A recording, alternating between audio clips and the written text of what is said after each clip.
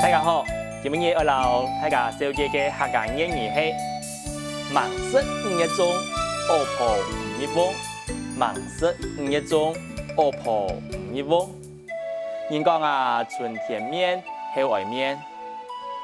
春天嘅时节，天时多变化，本人唔要养个实真好。不过，你嘅65年就讲忙色5月中，恶婆5月翁。